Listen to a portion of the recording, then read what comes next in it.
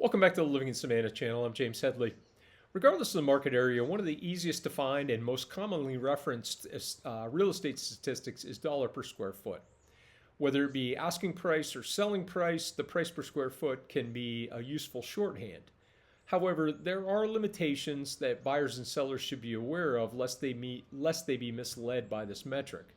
Today, I'm going to dig into ways that I think dollars per square foot is useful, as well as when it might not be, specifically as it pertains to real estate here in the landings on Skidaway Island.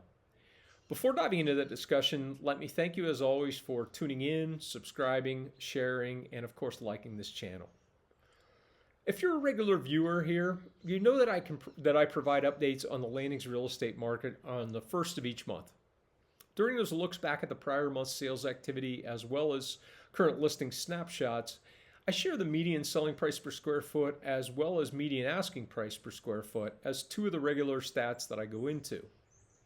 Even in a typical environment, we have seen most of the past year at least where 20 or so landings homes change hands each month and 50 or so homes are on the market at any given time. You have heard me advise some caution into these data points during certain months. Those data points being that dollar per square foot metric.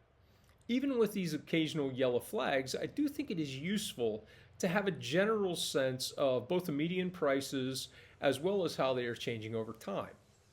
And even with that caveat of there being some outlier months that are going to occur with the relatively smaller number of homes we're talking about here, it is not a bad starting point to think about roughly $300 per square foot as a typical home value here on Skidaway Island.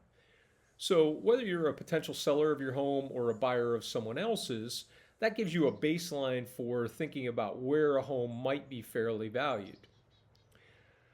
Now, do note that I specifically use terms like starting point and baseline. There is meaningful variation from that median on a home-by-home basis, sometimes rather dramatically. For example, in just the past 6 months of sales, price per square foot ranged from under $200 to well over $600, with a lot of homes selling for considerably less than $300 per square foot, and a lot of others topping $400 per square foot.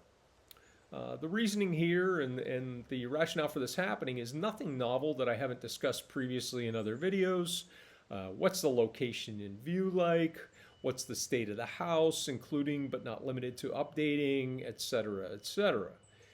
The key takeaway for buyers and sellers alike, in my opinion, is that price per square foot can be useful if you use it as one of the tools in your kit, but certainly not the only one.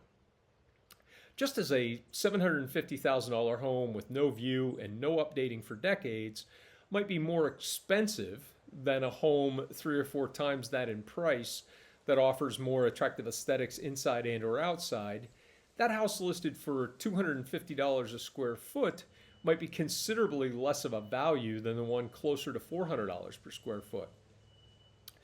While there's some art as well as science that goes into it, the key is to do your best to ensure that you are making apples to apples comparisons. Of course, I'm always here and happy to help you do that anytime. So please reach out if I can be of assistance in any way. And lastly, if you are on the buyer side of the equation and haven't already considered One Breckenridge Lane, I'd encourage you to take a look and get in touch with me to set up a private showing if it looks interesting to you. At $3 million and under $350 per square foot, this marshfront estate home is a great illustration of what I'm talking about here today.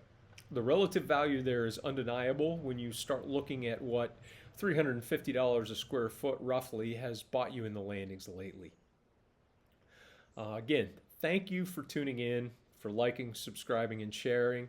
Hope this has been useful, and I look forward to seeing you in the next episode, if not at One Breckenridge. Take care.